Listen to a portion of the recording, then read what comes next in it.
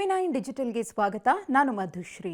ಆಕೆ ಮುದ್ದು ಮುಖದ ಚೆಲುವೆ, ಬಣ್ಣದ ಲೋಕದಲ್ಲಿ ದೊಡ್ಡ ತಾರೆಯಾಗಿ ಬೆಳಿಬೇಕು, ಸಿನಿಮಾ ಕ್ಷೇತ್ರದಲ್ಲಿ ಸಾಧನೆ ಮಾಡಬೇಕು ಅಂತ ಕನಸು ಕಂಡವಳು. ಆದರೆ ಈಗ ಆ ಕನಸು ಕಂಡವಳಾಗಲಿ ಅಥವಾ ಆ ಕನಸುಗಳಾಗಲಿ ಜೀವಂತವಾಗಿ ಉಳಿದಿಲ್ಲ. ಹೌದು, ಕನ್ನಡ ಮತ್ತು ತಮಿಳು ಕಿರುತೆರೆ ಲೋಕದಲ್ಲಿ ತಮ್ಮ ಅಭಿನಯದ ಮೂಲಕ ಜನಮನ ಗೆದ್ದಿದ್ದ ನಟಿ ನಂದಿನಿ ಆತ್ಮಹತ್ಯೆಗೆ ಶರಣಾಗಿದ್ದು ತಮ್ಮ ಆಸೆ ಆಕಾಂಕ್ಷೆಗಳನ್ನು ತಾವೇ ಕೊಂದುಕೊಂಡಿದ್ದಾರೆ. ತಮಿಳಿನ ಗೌರಿ ಧಾರಾವಾಹಿಯಲ್ಲಿ ದ್ವಿಪಾತ್ರದಲ್ಲಿ ನಟಿಸುವ ಮೂಲಕ ಜನಪ್ರಿಯತೆಯನ್ನ ಪಡೆದಿದ್ದ ನಂದಿನಿ ಕಿರುತೆರೆ ಲೋಕದಲ್ಲಿ ದೊಡ್ಡ ಬೇಡಿಕೆಯನ್ನೇ ಸೃಷ್ಟಿ ಮಾಡಿಕೊಂಡಿದ್ರು. ನಂದಿನಿ ಕನ್ನಡದ ನೀನಾದಿನ, ಸಂಘರ್ಷ, ಮಧುಮಗಳು, ಜೀವ ಹೂವಾಗಿದೆ ಧಾರಾವಾಹಿಗಳಲ್ಲೂ ನಟಿಸಿದ್ರು.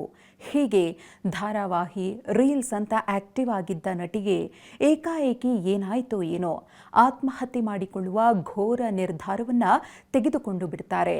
ಅದು ಯಾಕೆ ಗೊತ್ತಾ? ಸರ್ಕಾರಿ ಉದ್ಯೋಗದ ಕಾರಣಕ್ಕೆ ನಟಿ ನಂದಿನಿ ಬದುಕು ದುರಂತ ಅಂತ್ಯ ಕಂಡಿದೆ ಅಂದರೆ ನೀವು ನಂಬಲೇಬೇಕು. ಹಾಗಿದ್ರೆ ಆಗಿದ್ದೇನು ಅನ್ನೋದನ್ನೇ ನೋಡ್ತಾ ಹೋಗೋಣ. 2025 ಆಗಸ್ಟ್ನಿಂದ ಮೈಲಸಂದ್ರದ ಪಿಜಿಯಲ್ಲಿ ನಂದಿನಿ ವಾಸ ಮಾಡ್ತಿದ್ರು. ಭಾನುವಾರ ತಮ್ಮ ಫ್ರೆಂಡ್ ಪುನೀತ್ ಮನೆಗೆ ಹೋಗಿ ರಾತ್ರಿ 11:20 ಸುಮಾರಿಗೆ ವಾಪಸ್ ಪಿಜಿಗೆ ಬಂದಿದ್ರು. ಸ್ವಲ್ಪ ಸಮಯದ ಬಳಿಕ ಪುನೀತ್ ನಂದಿನಿಗೆ ಕರೆ ಮಾಡಿದಾಗ ಆಕೆ ರಿಸೀವ್ ಮಾಡಿರಲಿಲ್ಲ. ಇದರಿಂದ ಅನುಮಾನಗೊಂಡ ಪುನೀತ್ ಪಿಜಿ ಮ್ಯಾನೇಜರ್ಗೆ ತಿಳಿಸಿದ್ರು. ಪಿಜಿ ಮ್ಯಾನೇಜರ್ ಹಾಗೂ ಸಿಬ್ಬಂದಿ ನಂದಿನಿ ಕೊಠಡಿಯ ಬಳಿ ಹೋಗಿ ನೋಡಿದಾಗ ವೇಲ್ನಿಂದ ಕಿಟಕಿ ಸರಳಿಗೆ ನೇಣು ಬಿಗಿದುಕೊಂಡು ನಂದಿನಿ ಆತ್ಮಹತ್ಯೆ ಮಾಡಿಕೊಂಡಿರುವುದು ಬೆಳಕಿಗೆ ಬಂದಿದೆ.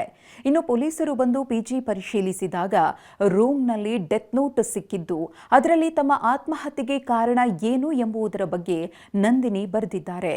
ನನಗೆ ಸರ್ಕಾರಿ ಕೆಲಸ ಇಷ್ಟ ಇಲ್ಲ, ನಟನೆ ಬಗ್ಗೆ ಆಸಕ್ತಿ ಇದ್ದು ಅದರಲ್ಲಿಯೇ ಮುಂದುವರಿಬೇಕು, ಆದರೆ ಮನೆಯವರು ಇದಕ್ಕೆ ಒಪ್ತಿಲ್ಲ ಅಂತ ನಂದಿನಿ ಬರೆದಿದ್ದಾರೆ.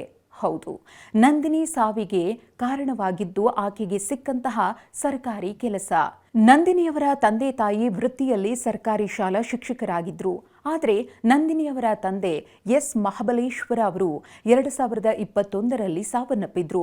ಹೀಗಾಗಿ 2023ರಲ್ಲಿ ಅವರ ಮಗಳಾದ ನಂದಿನಿಗೆ ಅನುಕಂಪದ ಆಧಾರದಲ್ಲಿ ಸರ್ಕಾರಿ ಕೆಲಸ ಸಿಕ್ತು. ಆದರೆ ಕೆಲಸಕ್ಕೆ ಹೋಗದ ನಂದಿನಿ ನಟನಾ ಕ್ಷೇತ್ರದಲ್ಲಿಯೇ ಮುಂದುವರಿಯುವುದಾಗಿ ಹಠ ಮಾಡಿ ಬೆಂಗಳೂರಿಗೆ ಬಂದಿದ್ರಂತೆ. ಆದರೆ ಕುಟುಂಬದವರು ನಿರಂತರವಾಗಿ ನಂದಿನಿಯ ಮೇಲೆ ಒತ್ತಡವನ್ನು ಹಾಕ್ತಾ ಇದ್ರಂತೆ. ಇದರಿಂದ ಮಾನಸಿಕವಾಗಿ ನೊಂದು ಹೋಗಿದ್ದ ನಂದಿನಿ ಆತ್ಮಹತ್ಯೆಯ ಹಾದಿ ತುಳಿದಿದ್ದಾರೆ. ಮಗಳ ಸಾವಿನ ಬಗ್ಗೆ ಯಾವುದೇ ಅನುಮಾನ ಇಲ್ಲ ಅಂತ ನಂದಿನಿ ತಾಯಿ ಪೊಲೀಸರಿಗೆ ತಿಳಿಸಿದ್ದಾರೆ. ಕುಟುಂಬದ ಒತ್ತಡವೋ ಅಥವಾ ತನ್ನ ಆಸೆ ಕನಸುಗಳನ್ನು ಬಲಿಕೊಟ್ಟು ಬದುಕೋಕೆ ಆಗಲ್ಲ ಎಂಬ ಭಯವೋ ಆತಂಕವೋ ನಂದಿನಿಯನ್ನ ಬಲಿ ತೆಗೆದುಕೊಂಡಿದ್ದು ಮಾತ್ರ ದುರಂತವೇ ಸರಿ.